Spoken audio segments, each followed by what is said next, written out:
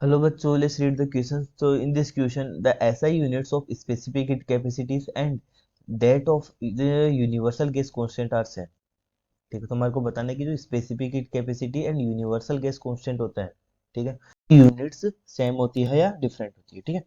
तो सबसे पहले हम इसका की कॉन्सेप्ट देखते हैं, ठीक है। अब देखिए स्पेसिफिक हीट कैपेसिटी की बात कर रहे हैं हम, ठीक है। तो स्पेसिफिक हीट कैपेसिटी, ठीक है, जो हमारी स्पेसिफिक हीट कैपेसिटी होती है इसको हम सी से डिनोट करते हैं, ठीक है। और जो स्पेसिफिक हीट कैपेसिटी होती है, ठीक है, इसका फॉर्मूला होता है Q divide by M delta T, ठीक है। अब हम यहाँ पे टर्म्स देखते हैं कि हमारी कौन सी टर्म क्या है। तो जो हमारी स्पेसिफिक हीट कैपेसिटी होती है, specific heat capacity of a substance is defined as the heat required, Q is the heat, so heat required by the unit mass of the substance to raise the temperature by 1 degree Celsius and 1 kelvin, ठीक है। तो ये हमारे पास इसका formula होता है, ठीक है। तो अगर हम यहाँ से बात करें Q, तो Q हमारे पास जो है हीट है, ठीक है, हीट एब्जॉर्ब। डेल्टा टी की बात करें तो चेंज इन टेम्परेचर है, और M जो है, ठीक है, M जो होता है हमारा, M is the mass of the substance, ठीक है।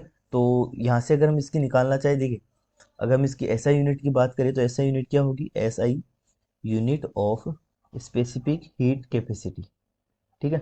सी की हमारे एसआई यूनिट क्या होगी, देखिए सिंपल है, क्यू जो हीट होती है इसकी होती है जूल, ठीक है, जूल पर मास, एम मास है केजी।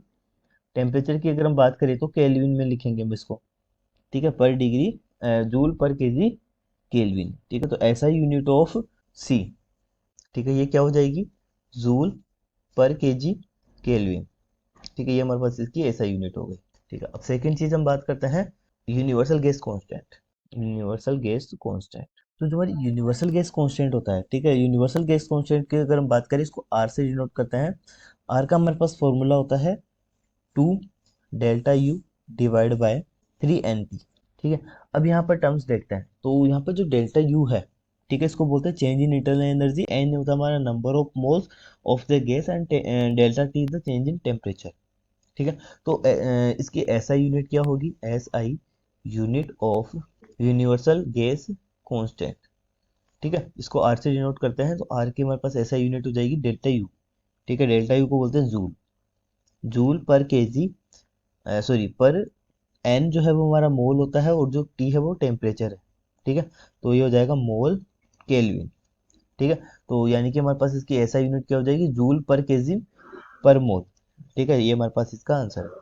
सो अब देखा जाए यहाँ पर अगर हम इसका कंपैरिजन करें, ठीक है, तो यहाँ पर केजी है, यहाँ पर मोल है, ठीक है। तो इनकी जो एसआई यूनिट है वो सेम नहीं है, ठीक है, तो नोट सेम, क्योंकि ये स्टेटमेंट हमारा फॉल्स हो जाएगा, ठीक है।